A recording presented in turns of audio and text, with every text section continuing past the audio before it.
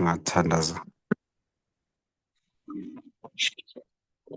Dear God, we come before your throne of grace at this hour. Would like to thank you for all your goodness unto us. Would like to thank you, dear Lord, for the message that you have opened unto us, that is helping us to grow, helping us to see evil in its real way. At this hour, we want to surrender this hour into your hands, that you may lead this study that is going to take place. Give me wisdom, give me the right words to speak to your people. And I pray that we may all be changed, we may all be brought closer unto your throne after this lesson until forevermore, we pray. In Jesus' name, amen. Amen. Okay, so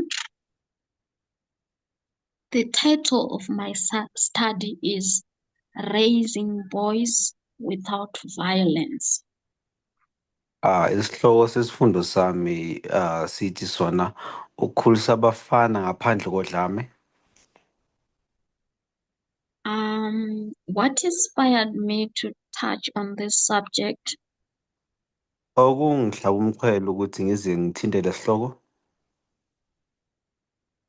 is the abuse that I'm seeing many mothers, some even in our movement, that they are facing because of their young men. into engenze ngabukisisa lesihloko kakhulukazi ukuthi abaningi bomama kakhulukazi nabakhona la ku-movement baye bahlukumeze amadodana wabo noma abesilisa abancane abasakhula. I'm not saying girls are also not doing it, but the majority that have seen suffering, it's been coming from the men, from the young men or boys. Angeke ngisho ukuthi amantombazane amancane awakwenzi lokho, kodwa ngibona ukuhlukumezeka okuningi kusuka kwabesilisa. So we want to understand why some boys, they grow into harmful men. Sifisa ukuzwisisa ukuthi kungani abanye besilisa bathi uma bekhula babe abantu abanodlame abanolaka. And also what we can do about it. Nanokuthi singenzani ngalokho. Yes, on Monday, Londi gave such a powerful study. Monday-ke noma ngoMsombuluko uLondo uye wasinikeza-ke isifundo esinamandla. Who remembers the title of that study? Ngabe ubani ukukhumbula-ke isihloko saleso sifundo?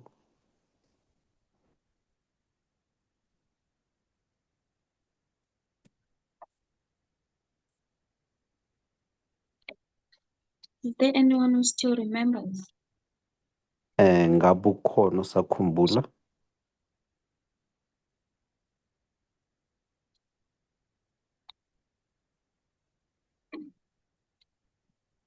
Did you manage to join Londi's lesson? Ngabe sikwazile ukungena esifundweni-ke besenza uLondi?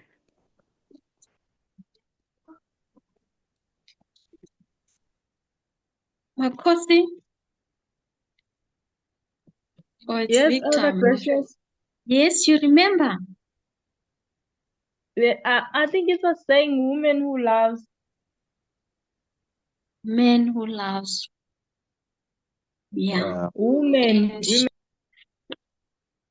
is it woman?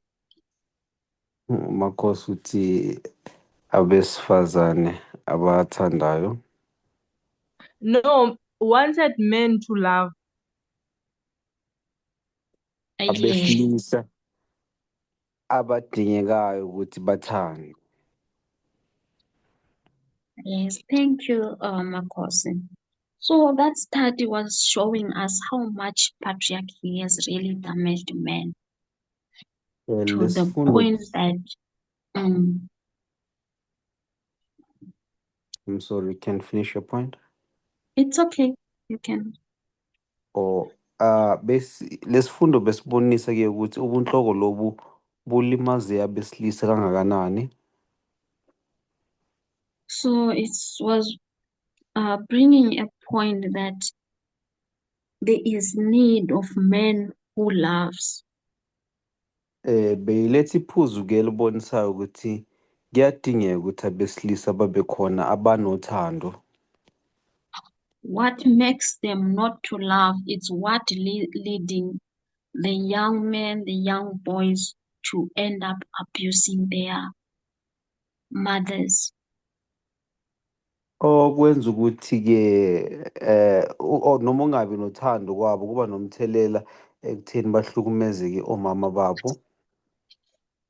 And I'm saying mothers because so far I haven't had a case of a young man or boys or a grown man abusing their fathers. Angikaze ngizwe ke kuvezwa okukhona ukuthi abafanyana abancane baye bahlukumeze obaba babo. It has always been mothers Isikhathi esiningi sithola kungabomama ke. ending up in a situation where they are being beaten, Kwizimo la sithola khona ukuthi bayashaywa, being violently treated,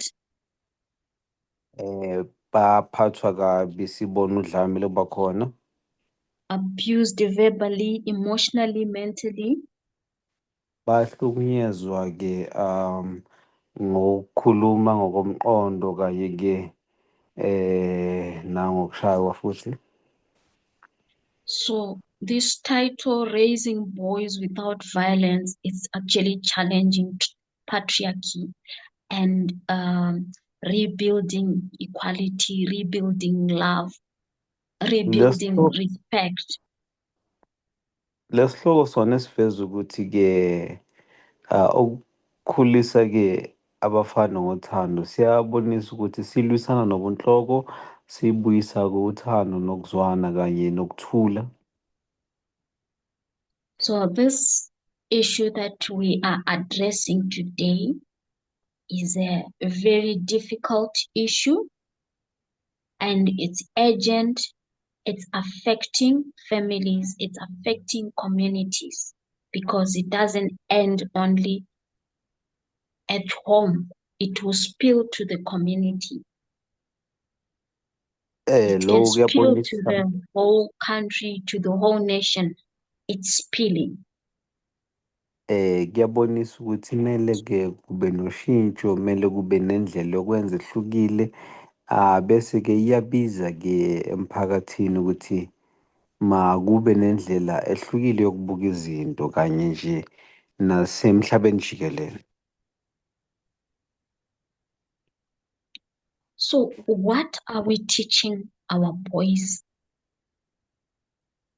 Yini esiyifundisa abafana About bethu? what are we teaching our boys about power, about respect, about dominance, about equality? What exactly are we teaching our boys? Abafana laba ngabe sibafundisani ngamandla nokuba ngaphezulu kanye ke nokuphatha, ngabe sibafundisani kahle hle? Why do some boys harm the woman who raised them? Ngani kwenziwa yini ukuthi abafana laba balimaza abesifazane ababakhulisile? where exactly does this behavior come from? Ukuziphatha lokhu kusukaphi kahle hle? And what can we do differently? Yini esingayenza ehlukile noma ngendlela ehlukile? So I want you to know that this is not about blame, but it's about raising awareness and bringing change. Ngifisa siqaphele ukuthi lokhu akusiko-ke ukublame noma-ke ukubabona icala abantu, kodwa ukuthi silethe ushintsho kanye nokuthi abantu baqaphele ububi bale sono. And the purpose of this study is to understand how patriarchy shapes boys or has shaped the boys or the men of today. The Inhloso men, yalesi not only of today, but just how it has shaped the men, the boys, and how it's still doing that. inhloso yalesi sihloko-ke ukuthi-ke sibonise ukuthi ubunhloko lobu-ke bushintsha kanjani ukuy'phatha nokuvela kwabesilisa nabafana abancane kulesi khathi esiphila kuso, baqhubeke bekhula baya phambili. And we want to explore why violence happens. Sifuna ukubukisisa futhi ukuthi kungani udlame lenzeka.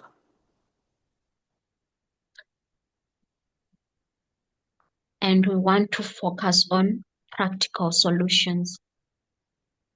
Sifuna ukubuka izisombululo ezikhona And empower everyone, especially adults, to raise boys that will grow to be men who fear God, men who truly love, men who are emotional, men who are in a space where they are comfortable to show the side of their weaknesses. Sifuna ukuthi-ke kube nabesilisa kusukela abafana abancane abazokhula bazi ukuthi akulona icala. Kuhle futhi ukubonisa-ke ubuthakathaka bakho, ukwazi ukuthi ukhulume ngakho, kuhle lokho. If I may ask, what is patriarchy? Uma ngingabuza buyini ubunhloko kahle hle?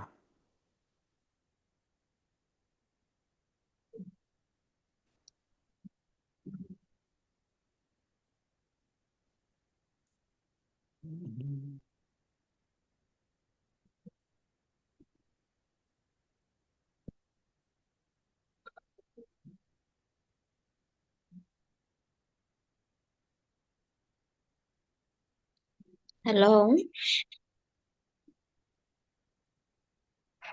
I'll be happy if we can all be discussing this one. I really need people to be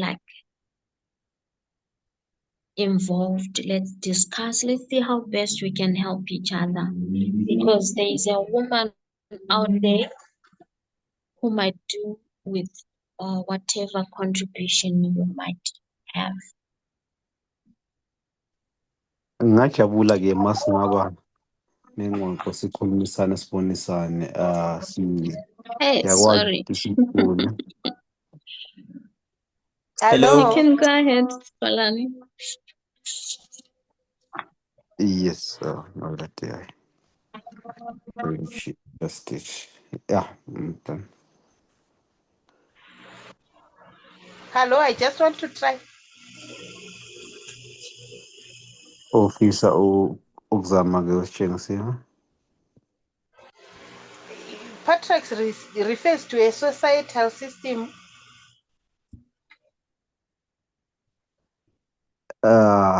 Ubunhloko lobu buveza-ke indlela ethize yokwenza where men hold power and women are largely excluded from it. lapho-ke kuphakanyiswa khona abesilisa bese-ke abesifazane babekelwa ngaphandle.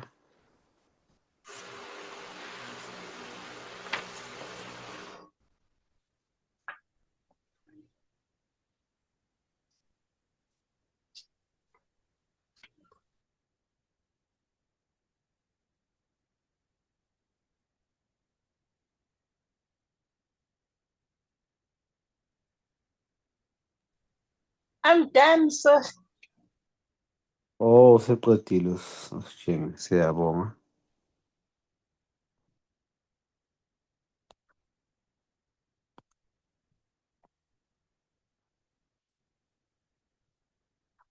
I think we lost Elder Gracious. Maybe let's just wait for her.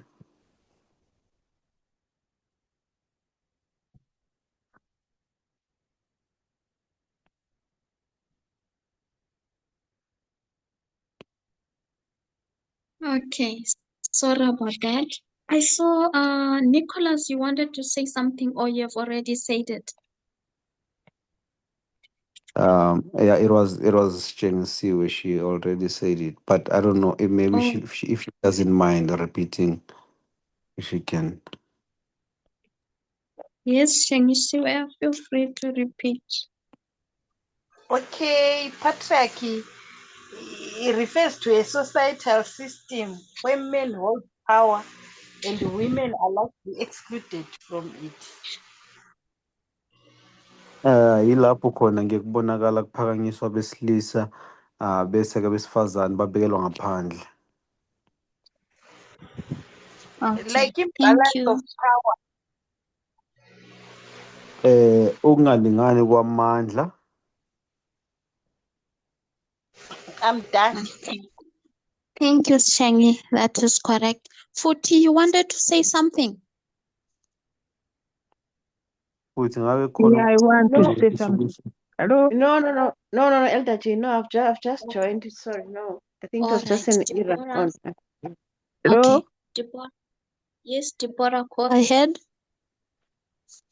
Yeah, the issue is that the particular ideas, the system of, especially here in where we grow up in Africa, where the power is only for the men. The man is the head of the family, and he practices it to show everybody. Even when he is talking to the wife or they have misunderstand, they start to talk loud. A man talks loud. So the young boy, the young man, children grow up knowing that daddy is powerful. Daddy is the one to talk. Daddy, always some men, they say, I'm the head of the family, don't you know? So the children take the idea of the parent, what they deal with. If the family has known that all we are equal, they cannot talk anything before their children. The children will not know anything that mother is lower, father is the head of the family. They won't know. But we grow up seeing the man is in charge. You call him to eat. You call for he doesn't do anything because the culture of respecting the husband. So Yes, if thank you. okay. It's okay. Maybe Polani can interpret, and then Deborah, you can finish up, and then Copper, I see a hand there, will come to you. Go ahead, Polani.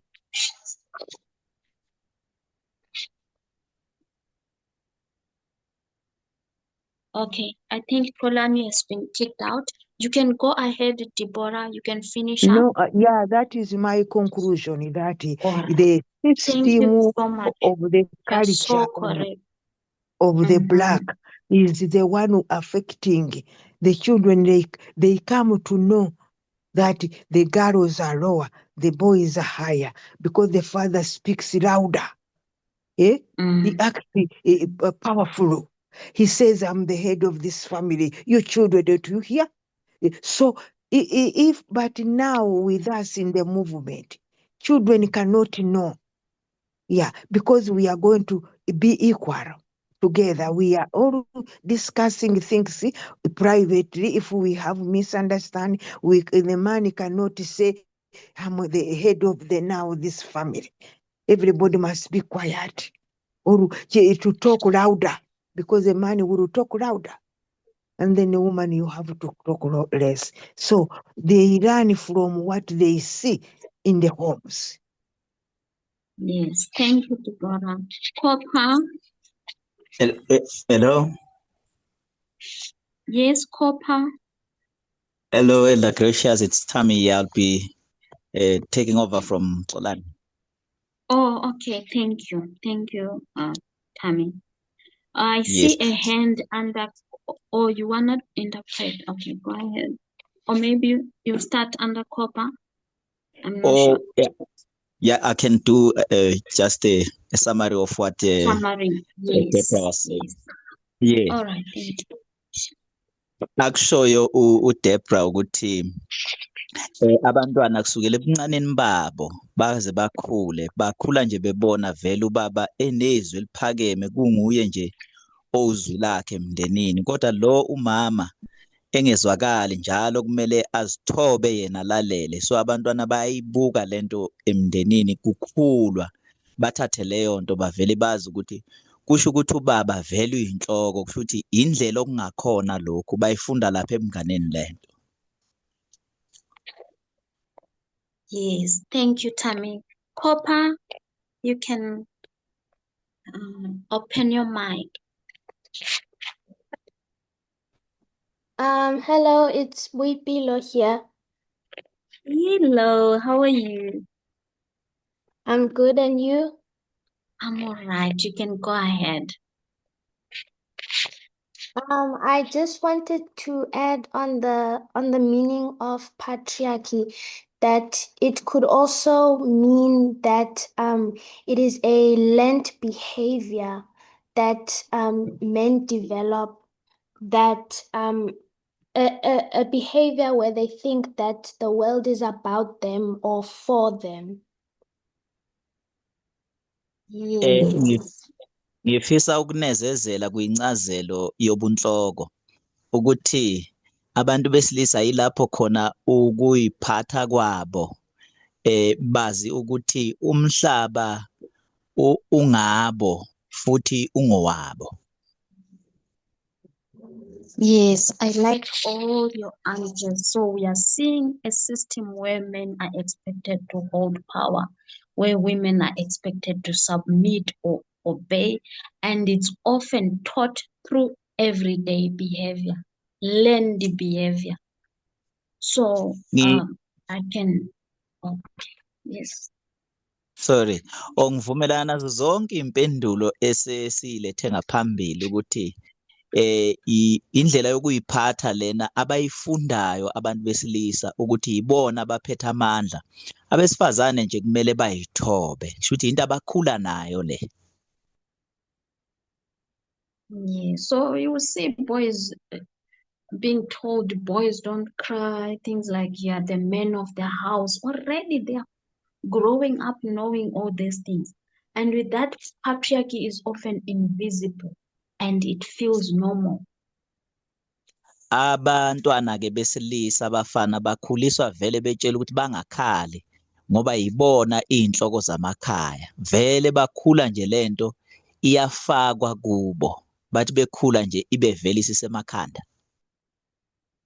So it actually shows up, this patriarchy. In many ways, you will see boys given more freedoms, girls expected to be respectful and quiet, men are not questioned, women are expected to tolerate. Ivela ngey'ndlela ey'ningi-ke ubunhloko lobu. Abafana uyabona ukuthi bayahlonishwa, abesifazane abahlonishwa, bayatshelwa nje ukuthi kumele bathule bona, bathobeke. So ivela nje ngazo zonke lezi ndlela. With all these Yes. things, we are going to see that children are absorbing all these patterns early, at an early stage. Ngazo zonke lezi ndlela siyabona ukuthi abantwana vele lento bayifunda bese bancane kakhulu, bayivele bayimumathe yonke. And with that, they are being taught to be tough and not to show weakness, to control women, all those things. Bayafundiswa ukuthi baqine, babe strong and futhi bangabonisi ubuthakathaka babo, bangafani nabantu besifazane babe buthakathaka. Yonke lento bayifunda besebancane. So all these things you're going to see that they're actually going to shape their identity, shape their behavior. Siyabona ukuthi zonke lezi zinto zokhanda ke ububona abantu besilisa futhi kanye nendlela abayiphatha ngayo. And that is going to create emotional suppressed child. Lokhu ke kuzokwakha umntwana onemizwa ahleli phekwayo ayicindezelayo. With entitlement to control. Ezibona efanele ukuthi kube nguye olawulayo. Who will have fear to make mistakes. Ozophinde sabe futhi ukwenza amaphutha angakhululeki nje empilweni. To the point that in fear they will mistaken it for respect, that they should be, if they are feared, it means they are respected. Baze bekhohliseke becabanga ukuthi ukwesatshwa lokhu kusho ukuthi indlela abahlonishwa ngayo, babone ngathi nje lento ichaza ukuthi uyahlonipheka uma wesatshwa. And they're going to end up with even poor conflict resolution. Bazogcina ke beba nendlela engakhanyi kahle yokukhona ukusombulula inkinga ababhekana nazo. And this is where problems begin to form. Ilapho kuqala khona inkinga ke la. I don't know if there's anyone who has something to add before we move forward. Angiqinisekanga noma ukhona yini ofisa ukuphosa itshe esivivaneni okuthila ngakusho ngaphambi kokuba siqhubekele phambili.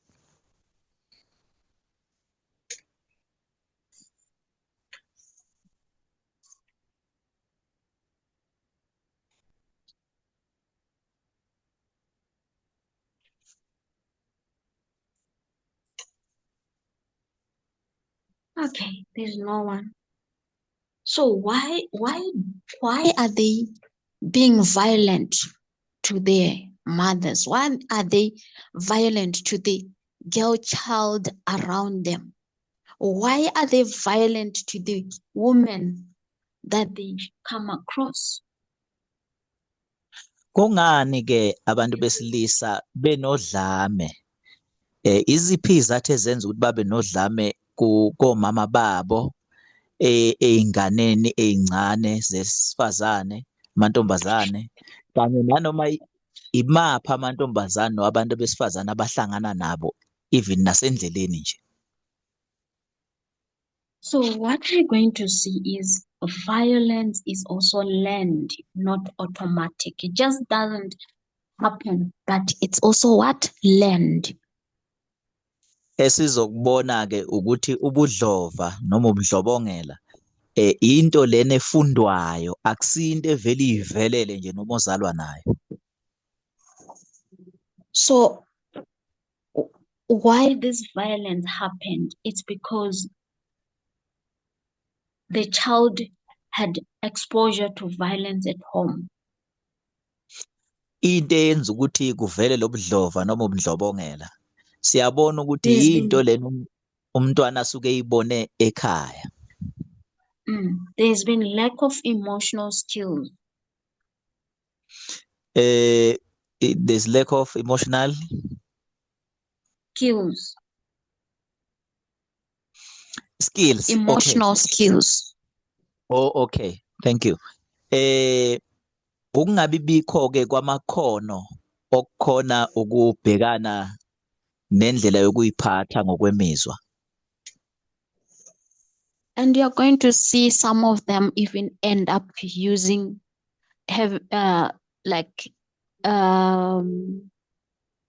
being involved in substance abuse. Lokhu ke kuholela ukuthi sigcine sibona abanye beyibandakanya nezidakamizwa. So that violence is coming through the use of substance, it's coming through peer pressure, it's coming also even through poverty and frustration. Lo budlova buvela ngezindlela eziningi, buvela ekusetshenzisweni kwezidakamizwa, kuvele ekudidekeni nje, kuvele endleleni nje abayiphatha ngayo kubonakalisa ukuthi ilo budlova ababone lapha ekhaya lobo buvelayo.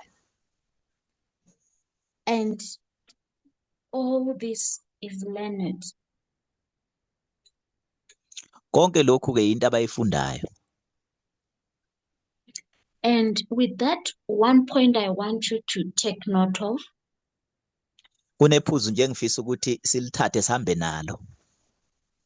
Not all boys or not all men who grew up seeing violence end up being violent.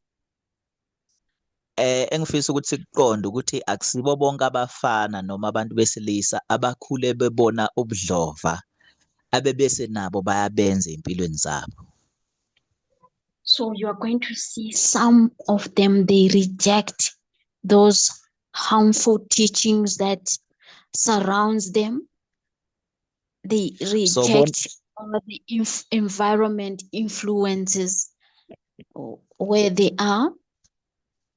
So bona ukuthi abanye babo bayenqaba yonke lendlela abakhule ngayo nalapha behlala khona kuyisimo lapha abahlala ngaphansi kwaso bayinqaba yonke lento, even nezimfundiso lezi abayitholile mayelana nalobudlova bayakwenqaba. So which means environment influences it does not excuse, it does not excuse behavior.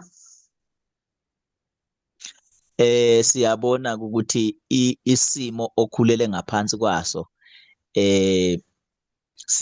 siba na umthelela, kodwa asizona izaba zokuthi bese uyenza lento nanoma ukhulele ngaphansi kwayo. So one needs to be accountable because accountability is still essential.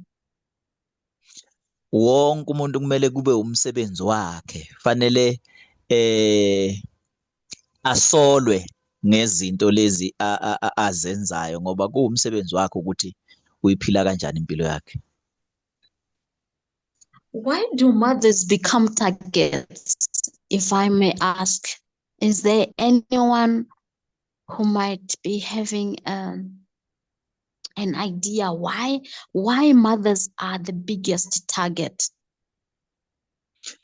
Uma ngake ngibuze nje umbuzo ongasilekelela ukuthi kungani omama kakhulukazi babe izisulu zalobudlova.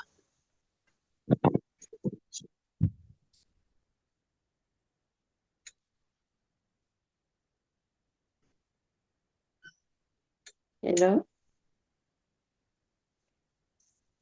Yebo. Yes, you can go ahead. Hi, Precious. Yes. Hello? Yes, Futi, you can go Hello? ahead. I can hear you. Hello? It's not 42. I think it's network. I can hear her, but she can't hear me. You can go ahead, Futi. Network is not. Okay. All right. Dodo. Hello? Yeah. My network is kicking me out, in and out. I don't know whether I'm gonna finish what I want to say. Okay, ngiphazanyiswa network yangikhipha ngifake, angiqinisekanga noma Ngizoqeda lokho engifisa ukukusho. Okay, whilst we wait for food, is there anyone who has something? This is a question to the Elder class. Why Elder are Gracious, mothers a target? Yes? we have Dudu. I think we lost Footy, but we have Dudu. Oh, Dudu, go ahead. Yeah, I couldn't see her mic. That's why I didn't okay, realize she was speaking. But she's got problems as well. Yeah, Network problems. out, in and out. Yeah, just as Okay, whoever is available can go sometimes ahead. you find that sometimes that you teach your boy child when he's young, the hard shots and everything that he can do. But when he grows up, Can you please start afresh? I couldn't get what you were saying, Dudu. I think it's because of your network problem.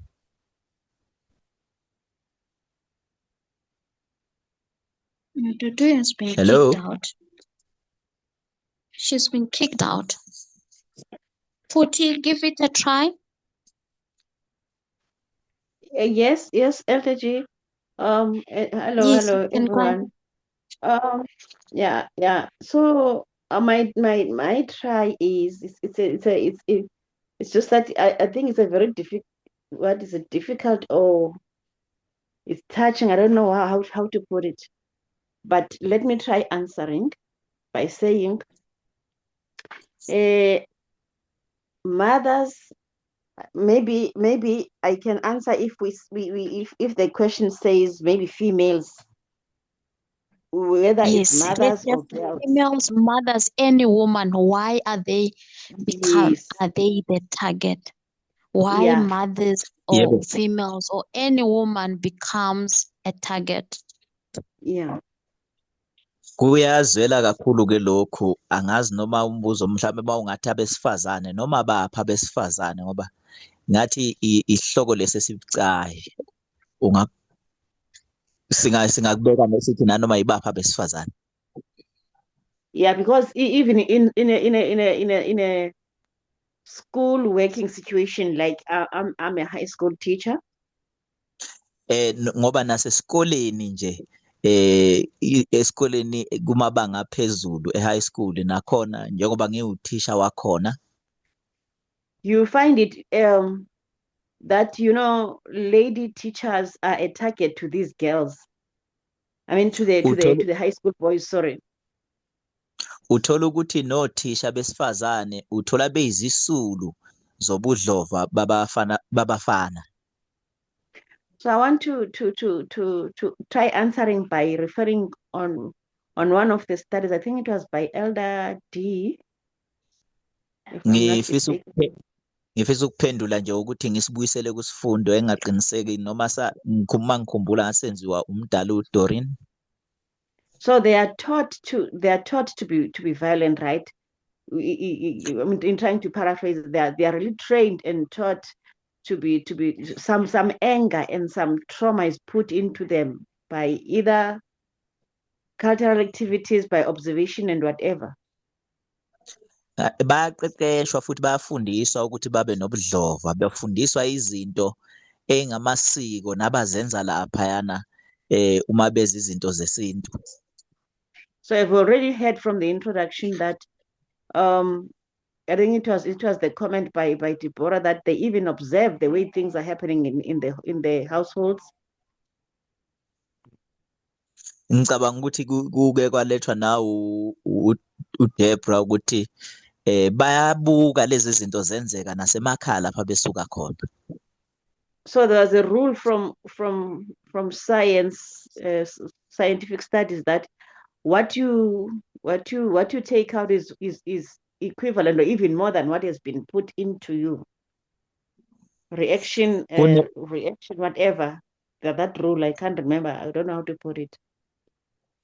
Kunomthetho ke olaphana kwezobuchwepheshe noma kwezesayensi othi lokho okungenile yikho futhi okuzophuma. So somehow they have to take out this trauma that has been put into them. ngandlela thile kumele bakhiphe lokuhlukumezeka okungene phakathi kubo. So they are really trained to be bullies, and they've got anger in them that is, that is locked up. Ngathi baqeqeshiwe ukuthi babe ngamabhuli behlukumeza abanye abantwana nalolaka olungene la kubo manje kudingeka ukuthi balikhiphe.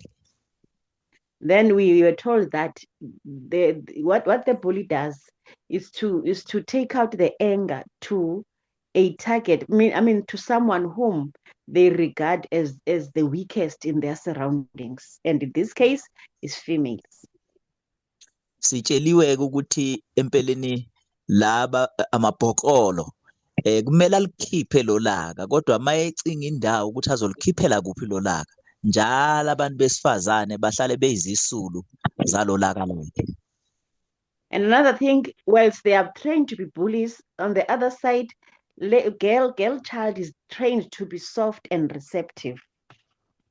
Uma laba beqeqeshelwe ukuthi babe ngamabhokolo ngakolunye uhlangothi laba abesifazane bafundiswa ukuthi bona bavele bathobeke nje babe soft.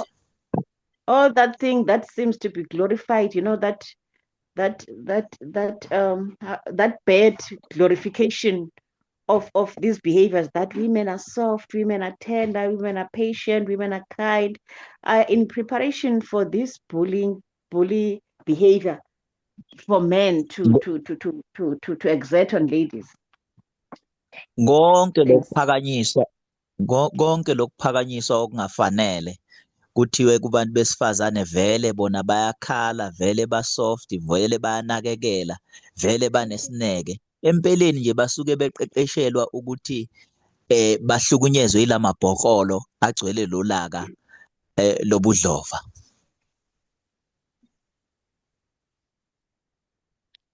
Wow, Futhi, thank you so much. Are you done or you still continuing? Yabonga Futhi. Yes, thanks, I'm done. Thank you. Thank you for raising all those points. I'm actually not gonna even repeat, otherwise I would dilute them. They also are adding to some of the points that I had. So thank you so much.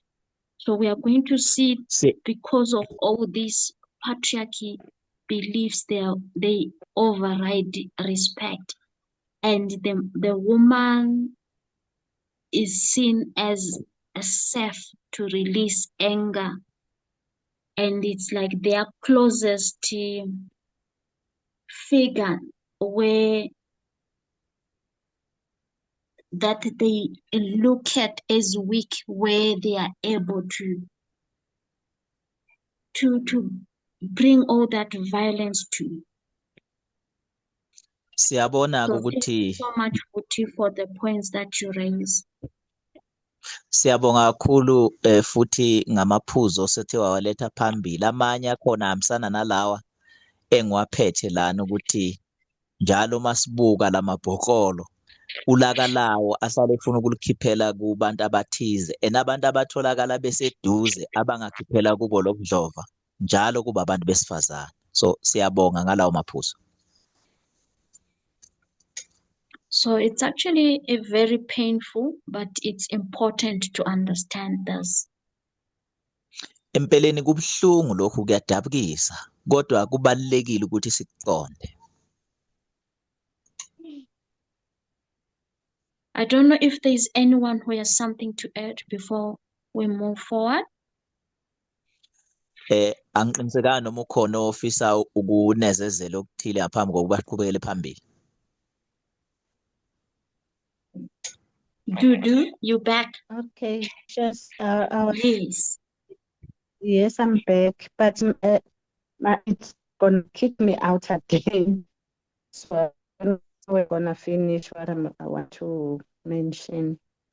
I was saying, even if you try, more especially if you're a single parent,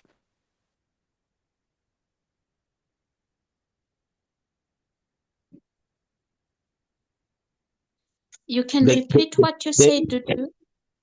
be- bengithi nanoma uzama uma umzali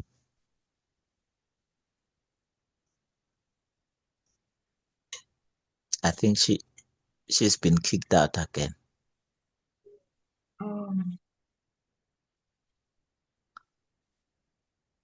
So all this actually it has consequences. We are going to see trauma involved, broken Konke families. konke ke lokhu empeleni kunemphumela sizobona ukuthi kuholela ekuthenini sibe nemindeni engakhona ukusebenza kahle engakheki. So the woman, the mother, we're going to see they end up in a traumatized state. Siyabona ukuthi ngabe owesifazane ngabe umama bagcina besesimeni sokuhlukumezeka ngokwengqondo. And if someone is going through trauma, they cannot like function properly in other areas. Umuntu ke mayebhekane nesimo sokuhlukumezeka ngokwengqondo ugcine engasakhoni nokucabanga kahle nakwezinye izinto. And if you are raising children, they can also be affected with the state that you are in. Uma ukhulisa abantwana nabo bagcina bechaphazeleka ngalobuhlungu noma lokuhlukumezeka osuke ubhekane nakho. So that violence that the woman is experiencing or the mother doesn't just end with her. It can spread and it can lead to broken families. Lobudlova ke noma lokuhlukumezeka umama asuke ebhekene nakho akugcini nje kuye kuphela kugcine ke kuchaphazela nabantwana kuze kuholele ekutheni umndeni uvele ubhidlike nje ungasakhona ukuqhubeka. And it can lead even to a community where violence is normalized. Kungaholela nasekuthenini umphakathi uvele uthathe ubudlova njengento nje ejwayelekile futhi engenankinga. There are people in the community who are known to be very violent and nothing is being done to them. Kunabantu nje emphakathini abaziwayo ukuthi bona nje banomdlobongela nobudlova futhi ayikho into eyenziwayo kubo. Because it's been normalized, the people, they just talk about it, leave it like that. But there are a lot of people who might be suffering violence because it's been normalized and those who are perpetrators see nothing wrong with continuing with that behavior. Kuba into nje besiyajwayeleka abantu bakhulume ngayo kundlulwe kuyo. Kunabantu kodwa abayizisulu zalento abazwiswa ubuhlungu ngalokho. Kodwa laba abenze lokhu abenziwa lutho nje kuvele kuqhutshekwe nempilo ngathi akwenzekanga lutho. So if violence is normalized at a personal level, and then it goes to the family, in the family it's normalized, goes to the community, it's normalized, it's gonna go to the country, it's gonna go, like if you're seeing what's happening today, the violence out there, it's not something that just happened automatically. You can trace it from all the learned behaviors that someone has been taking in and how they chose not to reject taking that direction, but continue with whatever that they have been learning throughout their lives. Ubudlobongela lobo buqala kumuntu nje kuye angakwenqabi athi angahamba nabo. Sekuphumele emndenini, kusuke emndenini kuye emphakathini, kusuke emphakathini kuze kube izwe lonke. Ngamanye amazwi kuba yinto lena eqala ilokhu ikhuphuke njalo igcine-ke isithinta abantu abaningi ngendlela yokuthi igcine ingasabekezeleleki. So what we are seeing that Nokuthi is that sorry, I forgot this one that lapha emhlabeni empeleni kugcwele ubundlobongela ngendlela yokuthi kunabantu abayizisulu bezwa ubuhlungu ngalobudlova. Thank you. all right. So the impact of all this, it goes far beyond one household. Ichaphazela-ke lakho konke lokhu kuhamba kundlule, akubi semndenini owodwa nje kuphela, kuhamba kusabalala ibanga elide. So what solutions do we have for the woman listening at this hour, for whoever is going to come across this study? What solution to the woman out there who is being beaten with their child, who is being abused, is experiencing violence, the boy child or through their child, any of their children? What solutions do we have for them? Sinabantu besifazane nomama abalalele njengamanje nabayothi bahlangane nale ifundo nalapha ngaphandle futhi. Sinazo yini izisombululo esingabanika zona? Yiziphi esingayiletha phezu kwetafula nakulabo abasuke behlukunyezwa nangabantwana babo, nangabantwana besilisa babo bebhekane nje nalokuhlukumezeka? Singathini kubo ukubanika izisombululo?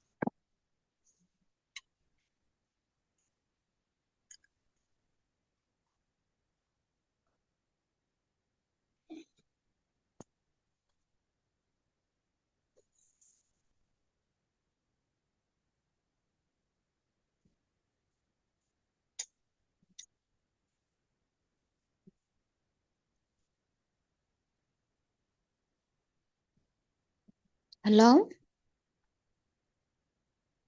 Let's talk. We are about to close.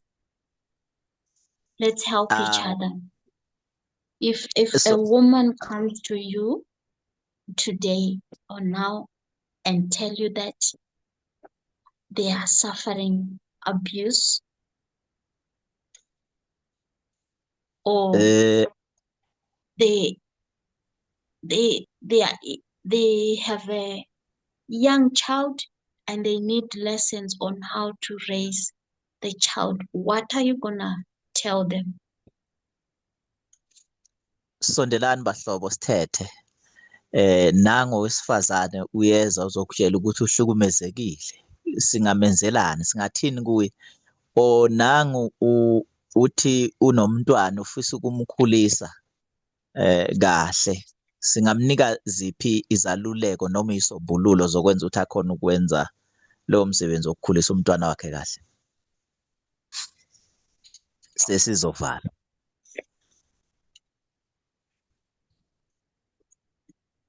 Hello, Elder.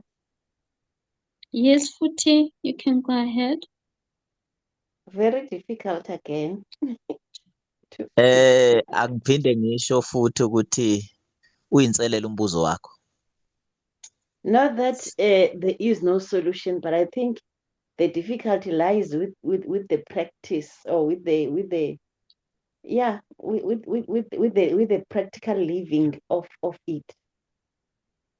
Kungesikona Yes. ukuthi ngoba izisombululo azikho, kodwa ngicabanga ukuthi inselele la ekuthenini ukuthi kwenziwa kanjani, sikwenza njani kanjani-ke uma sesikwenza ngqo lokhu. In my observation,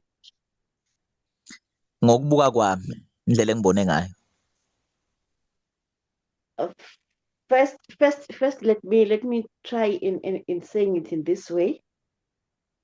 Okay, ake ngiqale ngizama ukukubeka ngale ndlela. The only thing that a victim, because we are talking about women victim here,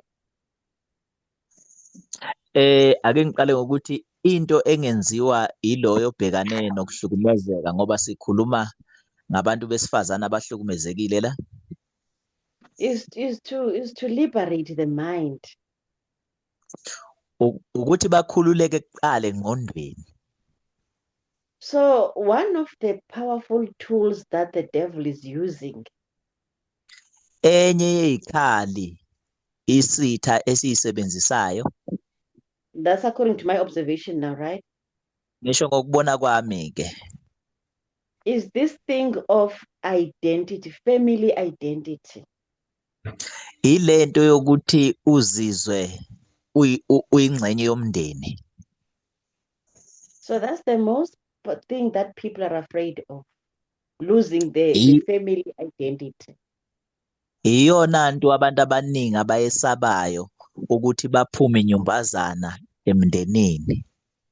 So people see they are abused, they are emotional. I've got lots of painful stories that I've been looking at of especially women who are, let me just give this short story, Tammy. Sorry to take long. Okay. Ngaphakathi nje ngake ngithi ngineyindaba eziningi ezizwisa ubuhlungu engingabelana ngazo. Ngifisa nje ukuletha nasesifishane kuzo. I've got a sister of mine, firstborn in my family. Ngine firstborn ke sorry My sister. ngine firstborn ke lapha emndenini. So that's my eldest sister. Usisi wami omdala lo. She's going through a lot of depression. Uphethwe ke i-depression. She was abused by her husband. Wayehlukunyezwa umyeni wakhe. The husband passed away. Wase esweleka umyeni lo.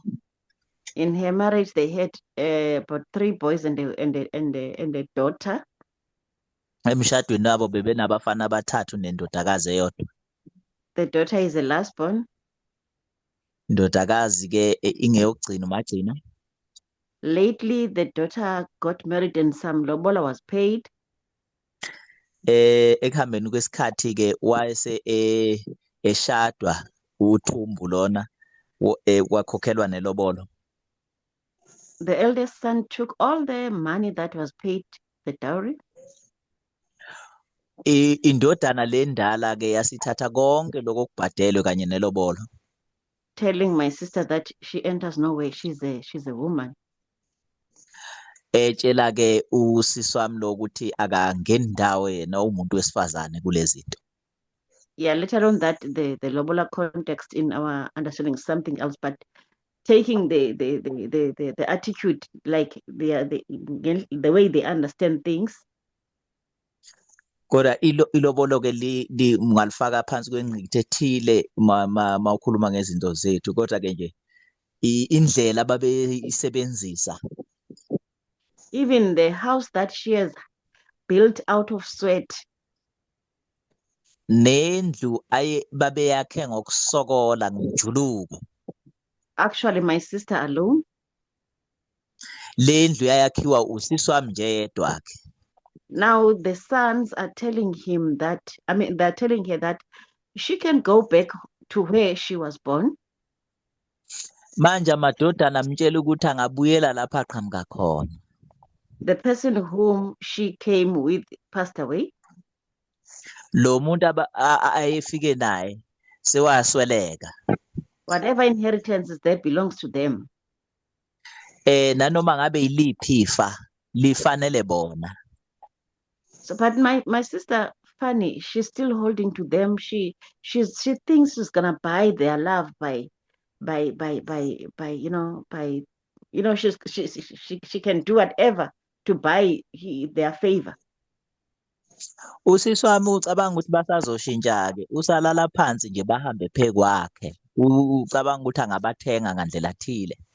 She is afraid of losing identity with them. Uyesaba ukulahlekelwa ubuyena kubo. That's the most difficult enslavement of the mind that we are going through, all the victims. Ubunzima obukhulu-ke bobugqilaza ingqondo lobo esibhekane nabo, kakhulukazi kulaba abahlukumezekile. So the solution lies, with identifying the problem first. Isisombululo siqala ngokuthi kubonakala ukuthi kunenkinga kuqala. Other than that, nothing can be done for us victims. Ngaphandle kwalokho, nalaba ababhekane nako ukuhlukumezeka, akukho esingabenzela kona. I think in a nutshell, I'm trying to answer somehow. Ngicabanga ukuthi ngandlela thile ngizama ukuphendula othile. Yeah. Thanks. Mangibonge. Hello. Wow. Thank you so much. That's a very good answer that I was looking for. One of them. Yes. Ngiyabonga kwa Thank you umpendula so much enhle leyo enye yalezi I'm so bengiyilindile. sorry about what your sister is going through. You can Ngiyadabuka. try your best in enlightening her and see how far you can go. At the end of the Ngiyadabuka. day, she is the one with the final say, but you can just try to make her see the other side of things. Yeah. Ngiyadabuka kakhulu-ke ngalokhu usisi wakhe abhekane nakho. Ngiyafisa ngathi ungaqhubeka nokumsiza ubone. Yes, I can see a hand. Yes. Hello. Yes. Oh, Deborah, you can go ahead. Thank you, Ereda. That question is very difficult in this world because of the patriarchal system. The man is empowered.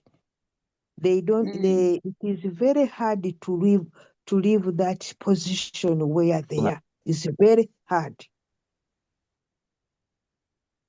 Hello? Tammy, are you translating? Hello? Tammy?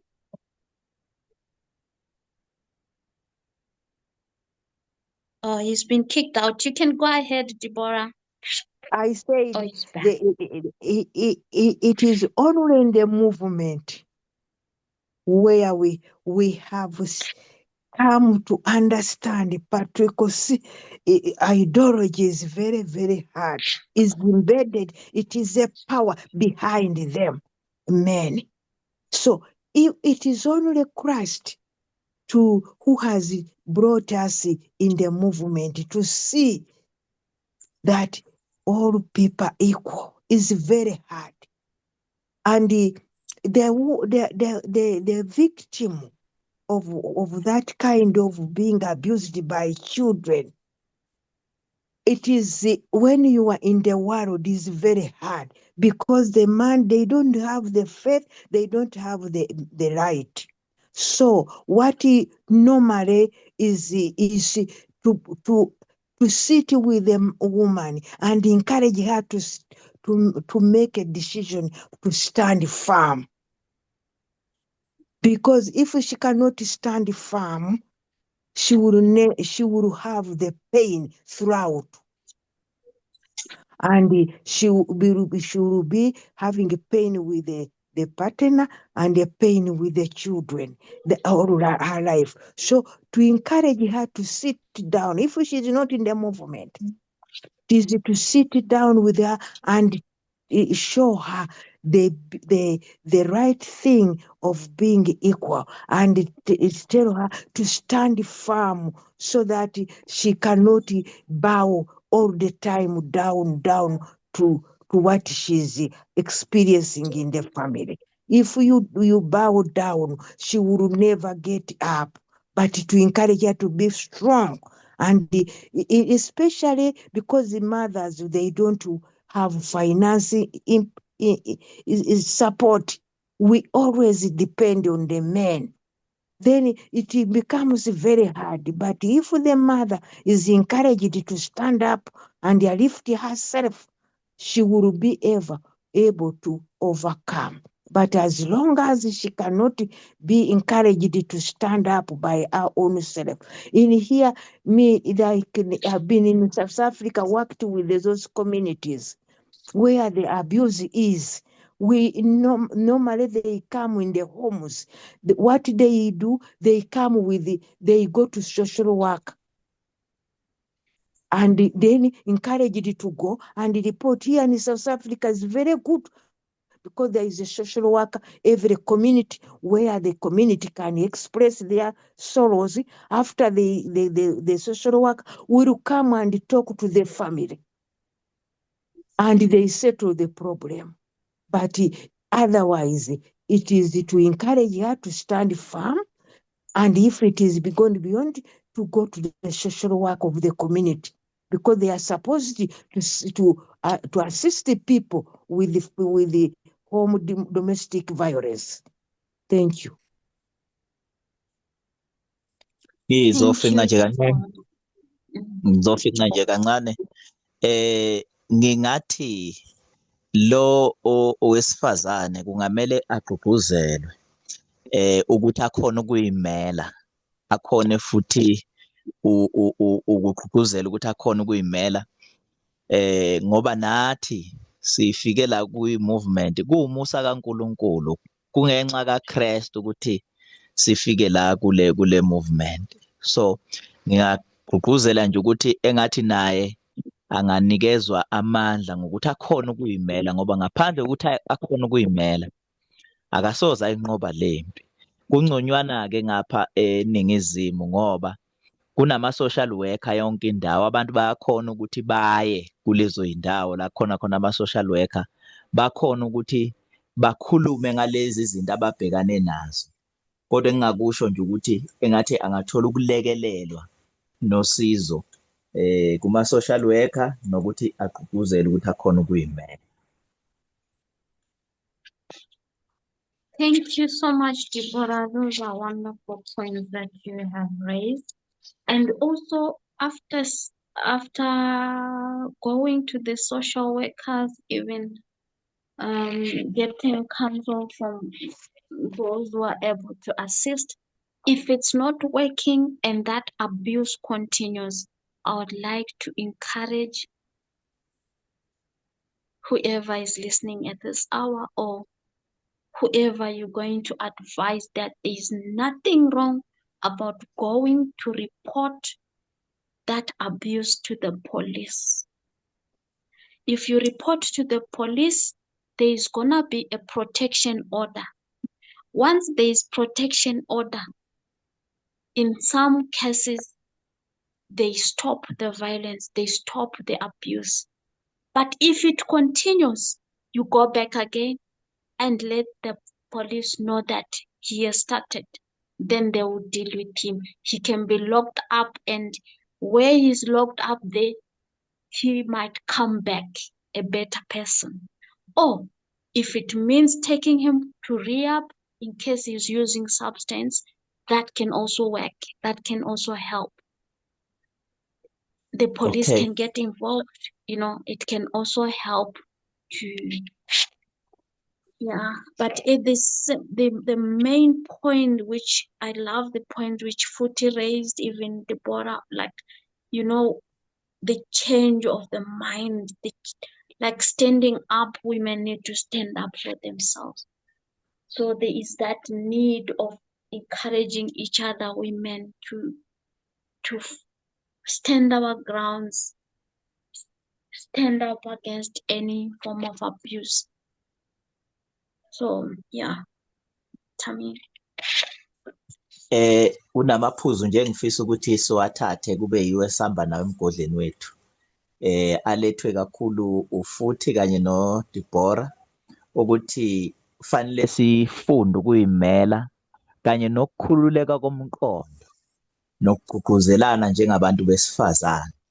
Ngifisa ukusho ukuthi futhi ke uma laba abahlukumezekile ama-victims ehambe eya kuma-social worker, uthola ukuthi nalokho mhlampe akubasizi. Ngifisa ukubagqugquzela nje ngaphandle kwesaba ukuthi bahambe baye emaphoyiseni bayoripota ukuthi bayahlukunyezwa. Laphaya bazofike banikezwe i-protection order, lokho okuvimba lo hlukumezayo ukuthi asondele eduze kwabo. Mase benika i-protection order, bangashintsha mhlawumbe besabe, babe nokwesaba laba abahlukumezayo. Kodwa futhi uma bephinda behlukumeza, bangaboshwa bayohlala ejele. Lo ohlukumeziwe mhlawumbe angazizwa engcono uma eseboshiwe lo ohlukumezayo. So bangahamba beyoripota udaba emaphoyiseni. Ngasho njalo kuloyo olalele mhlambe oyithola naye ehlukumezeka noma khona amaziyo ohlukumezekayo. All right, thank you.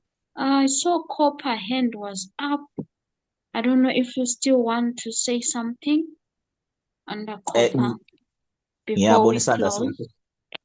Ngiyabona isandla sakho Copper, angiqinisekanga noma khona ofisa ukusho ngaphambi kokuba sivale. Thank you, Elder Gracious. Welcome. Thank you for this lesson. Siyabonga As ngalesifundo mdala. As a family, we are very grateful. Njengomndeni siyabonga kakhulu. We are listening to this lesson with my mother. Silalele lesifundo nomama wami. As a family, we are going through exactly what we are talking about. Njengomndeni sibhekane ngo nalento esikhuluma ngayo la. My mother is elderly. She's 86. Umama wami mdala kakhulu usuneminyaka ewu-86. But she's very independent. Kodwa umama nje okay. Yeah, she's still in charge of her life. Kodwa umama nje oyimele impilo yakhe futhi isabhekwe nguye.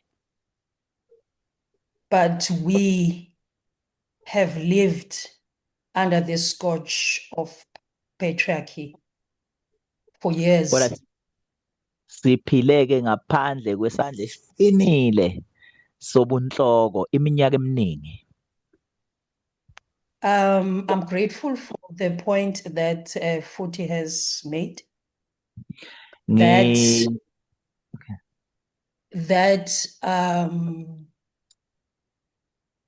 the first step is to liberate the mind. Ngiyathokoza kakhulu ngephuzu elilethwe ufuthi ukuthi igxathu lokuqala ukuthi kukhululwe ingqondo. In my family, as much as I grew up under patriarchy, Emndenini wami njengokuba ngikhule ngaphansi kobunhloko. But I was very stubborn. I never yielded to those teachings. As a result, I was regarded as a black sheep of the family.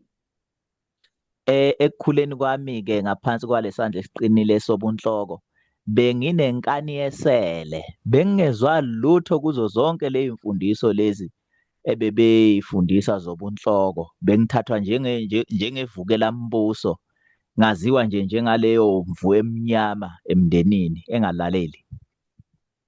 So for me, it was a great vindication when I came across this message of equality. Kimi ke ngavele ngabona ukuthi ngizibizela ithuna uma ngihlangana nalomlayezo wokulingana. It was such a blessing because it brought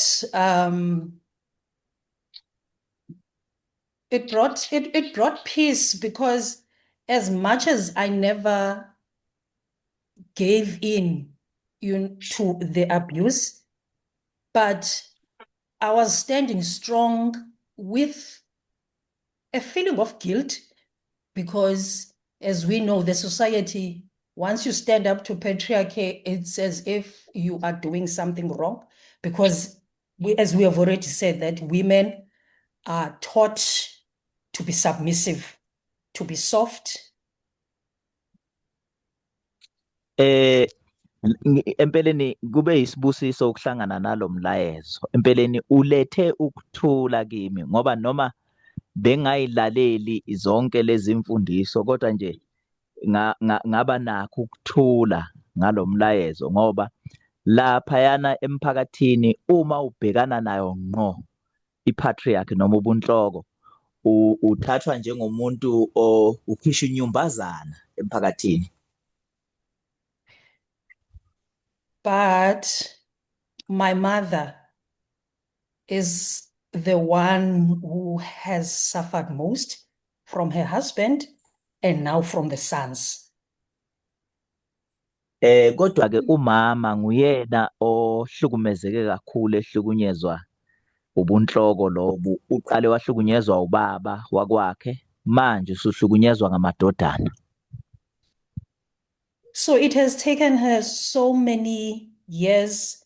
Actually, it has taken us as a family so many years to try and convince her to do something about the situation.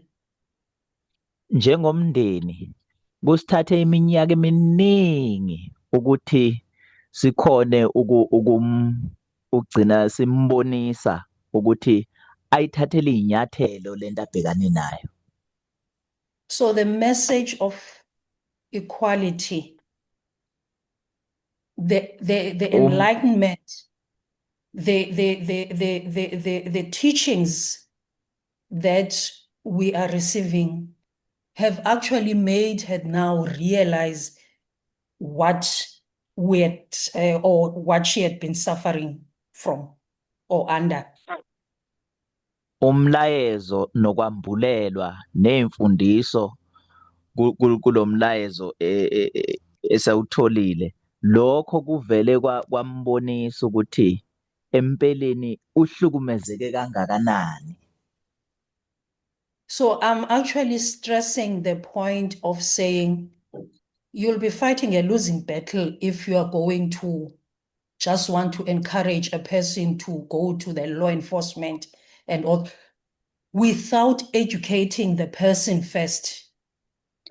Empeleni ngicabanga ukuthi uyobe gijimisa unogwaja kagesi umuntu uma ezovele ayiswe kwezomthetho ngaphandle kokuthi yena uqobo afundiswe ngalesi simo abhekane naso. To cut the story short, Ukusinqamula nje lolu daba. We have done, or we have gone through then all these steps to the point that now my mother has taken actually legal action against her sons. Empeleni ukulifinceza lolu daba sesihambe onke amagxathu lawo siwathathile umama uze wafinyelela ekuthenini vela luse kwezomthetho lolu daba athathe inyathelo ngalamadodana akhe. So as I speak, we have a court appearance end of this month. Njengoba sikhuluma nje siyovela phambi kwenkantolo ekupheleni kwalenyanga. And the point also that was made of saying that once you take an action, you are also made to feel guilty as if, I can't remember now how Futhi put it, that sense of belonging. You know, now when you take, sorry, Tammy. Now when you take action, it's as if you are breaking that sense of belonging, because actually that's how it has been painted, you know, that emotional blackmail of making her appear as if she takes any action, she will be tearing the family apart. Elinye iphuzu elivelile kuba ukuthi uma uthatha inyathelo ngokuhlukumezeka kwakho uyaye ubukeke njengomuntu ofulathela umndeni futhi uyawuhlukanisa phakathi uzuzizwe nawe ngathi unecala ngokwenza lokhu ungathi into engafanele uyenze le. So actually my contribution is just a message of gratitude Empeleni to this. engifisa ukukusho. Okay, you can continue. Yeah, it's just a comment and a message of gratitude to this evening's lesson, because it is actually encouraging my mother more.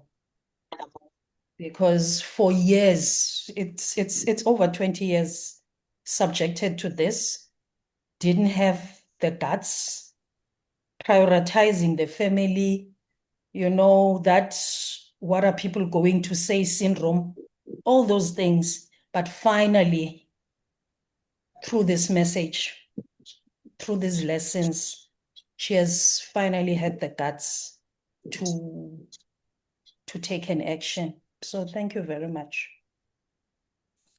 Empeleni iphuzu lami ngifisa nje ukubonga ngezandla zombili ukuthi izifundo ezifana nalezi ziyalethwa ziyafundwa la ngoba kulesifundo sisize kakhulu umama wami ukuthi emva kweminyaka engama20 elokhu ehlukumezeka kodwa ekugcineni ugcine ethatha inyathelo ezifanele ngakwezomthetho. So ngifisa nje ukubonga ngale zifundo ezenzakalayo ne-movement. Oh, sorry, one last point. There is another challenge. We must not make it sound as if going to the law enforcement is all rosy. In most... You can continue. All right, Tammy, you can continue. Okay, thank you. Ngifisa ukuletha elinye iphuzu nje lisalayo lokuthi ngokuthi masiye kwezomthetho akusho ukuthi konke lokho kuzoba nje kuhle kube yimbali konke kodwa kuneyinselelo zakhona. I don't know.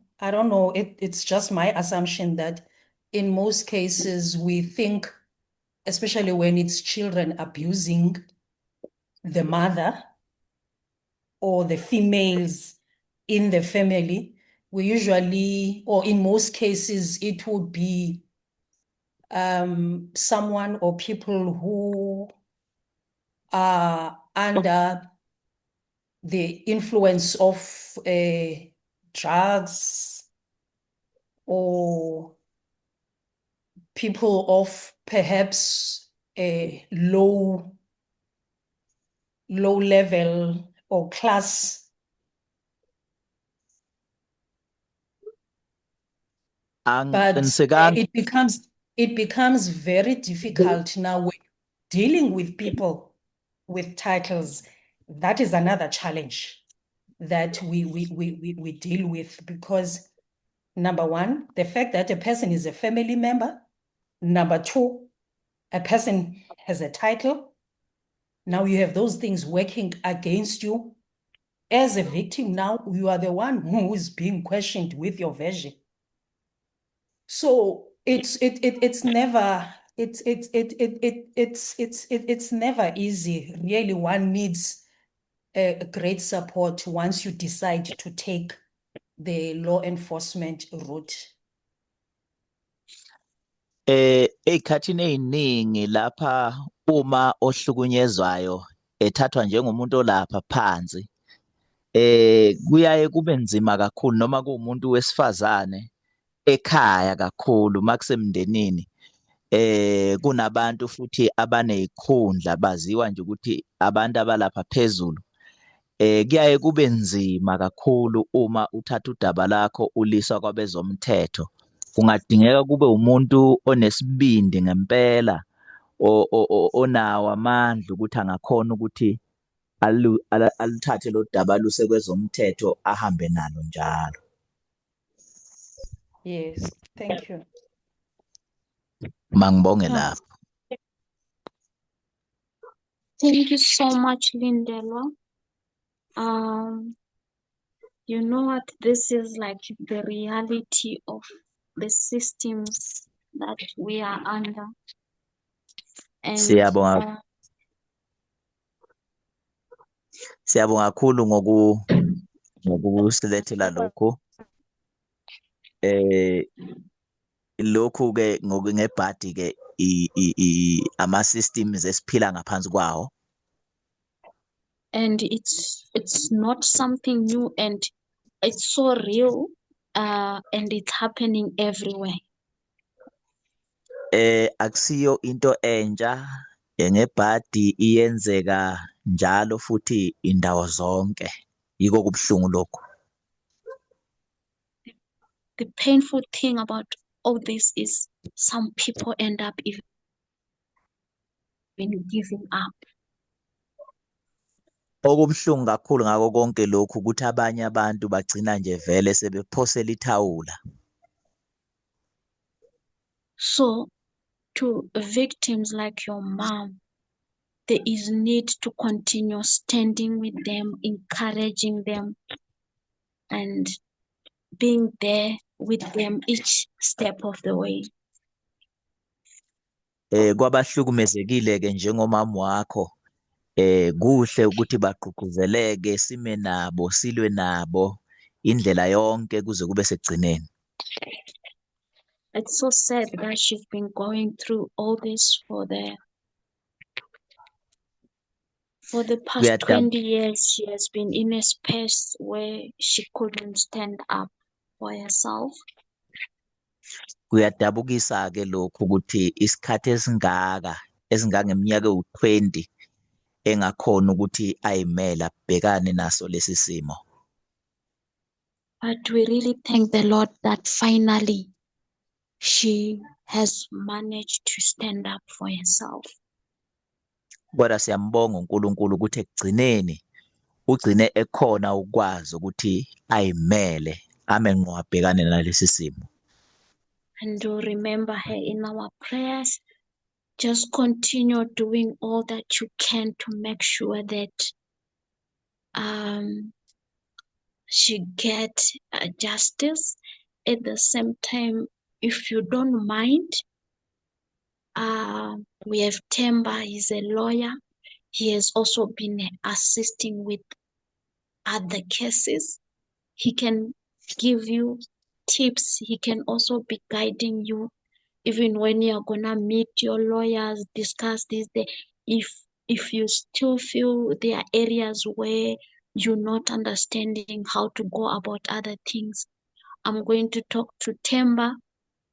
I believe if you're open for it, I believe you will also be open to assist. Sizoqhubeka sihlale emadolweni sikukhulekisa kodwa nje lokho kwenzayo qhubeka ube wenza kona na kwezomthetho. Ukhona ke nomzalwane osizayo la ososize ngamacala amaningi okuthemba. Uma uvulelekile ukuthi mhlawumbe nolakho udaba singaxoxa naye, ngingaxoxa naye uThemba sibone ukuthi usizakala kanjani, usizakala kuphi futhi. It's so You have the sad gracious that is Sorry? greatly welcome. No, I'm saying Okay. thank you. That assistance will be greatly appreciated. Okay, all right. And one of the sad thing is many people suffer abuse, close family members. Tammy? I'm sorry, I didn't get what you were saying. You were breaking, Elder G. I was saying a lot of toxicity comes from those who are close at you, close family members. A lot of abuse normally is coming up from close family members.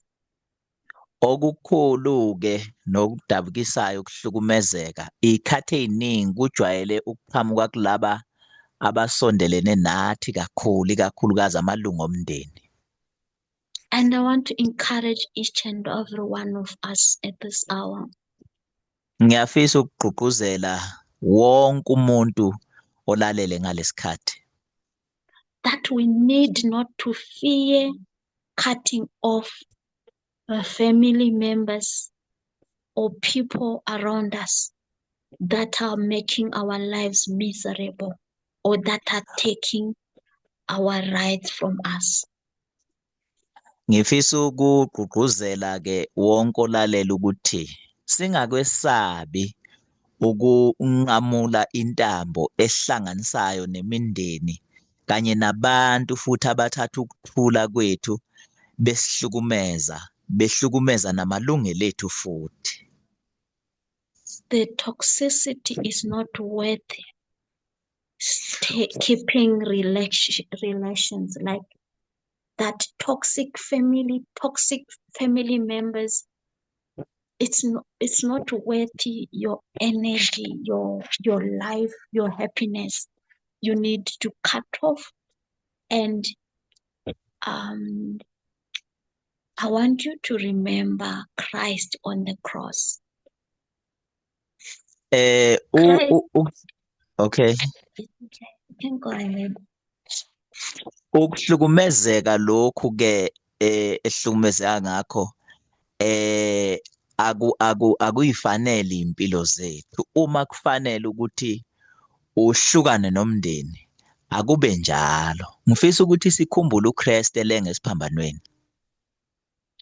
At the cross there was a lesson that I learned from that account.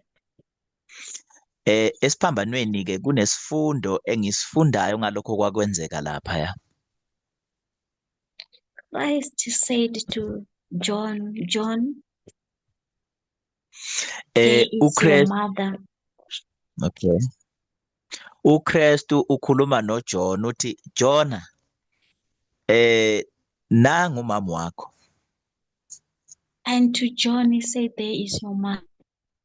KuJohn uthi Johan nangu umama wakho.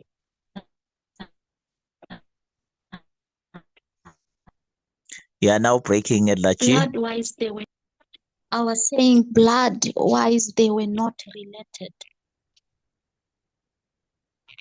Oh, okay. Ngokwegazi babengahlobene enhlobo. But there is a lesson for us because they were to take care of they were supposed now to take care of each other. Kunesifundo-ke kodwa esisifundayo lapha abengamele ukuba ngabe bayanakekelana. And the lesson is relationships can even be formed even with people who are not of the same family with you, same blood with you.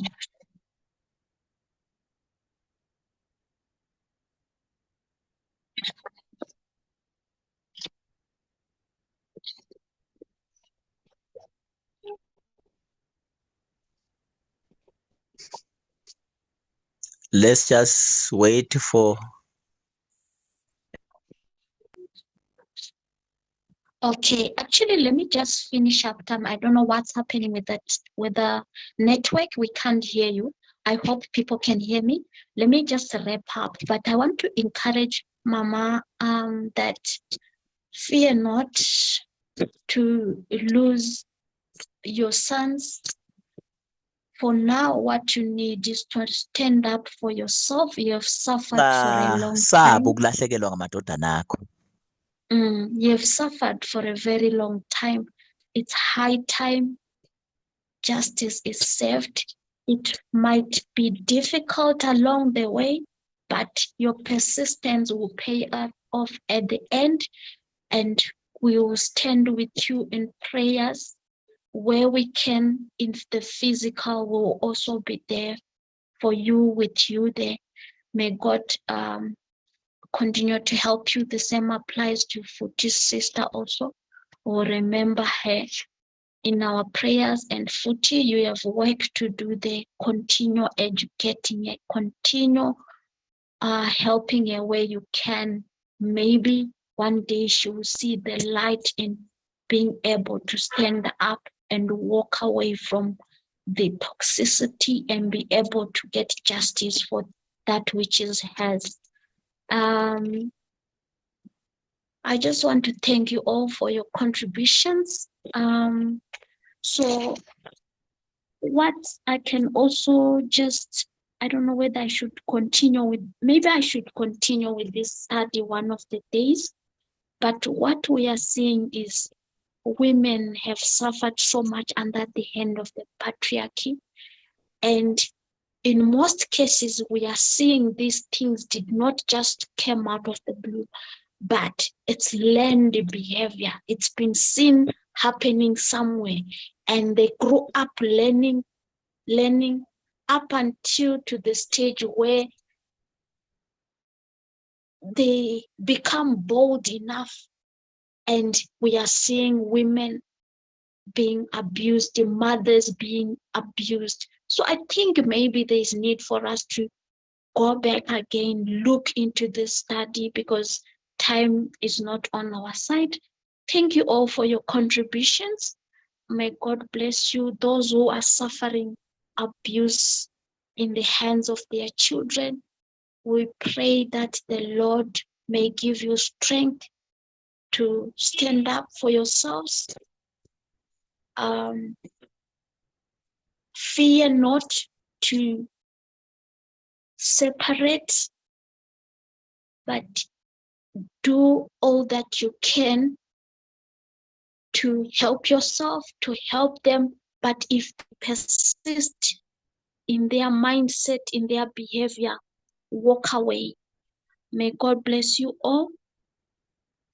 Before I pray, I've got a request for Lindela. Can you please prepare a study for us when you're ready? Maybe if it's not next for this coming month, you can let us know if you're not ready. But can you please prepare a study for us? Thank you. Let us close our eyes in prayer. Tammy, can you please pray for us before we close? Okay, Ndachi, may we bow our heads.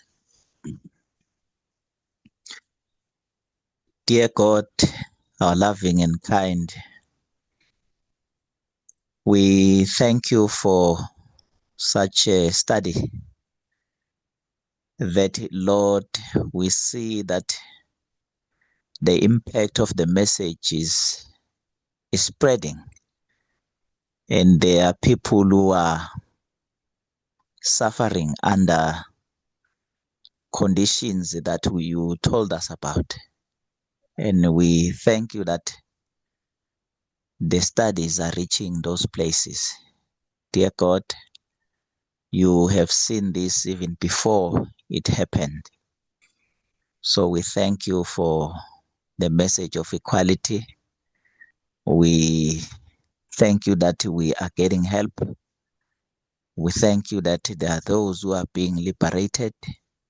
We, all of us, we are being liberated by the message. We thank you so much that it came at the right time when we are facing a crisis and it is at its peak. And without this message, we don't know what we would have done. We would have seen things and we would have not understood their meaning and whence they come from. But we thank you so much for the studies, for the teachers who are teaching the studies, even the one that Elder G has just presented. It is much help to most of us. We thank you so much. May you continue to be with us as we going to be laying our bodies to rest. May you please be with us. By your grace in the morning, wake us up once again. that we may be ready for another day. We thank you so much. May you continue to be with us until the end. We thank you. In Jesus' name. Amen.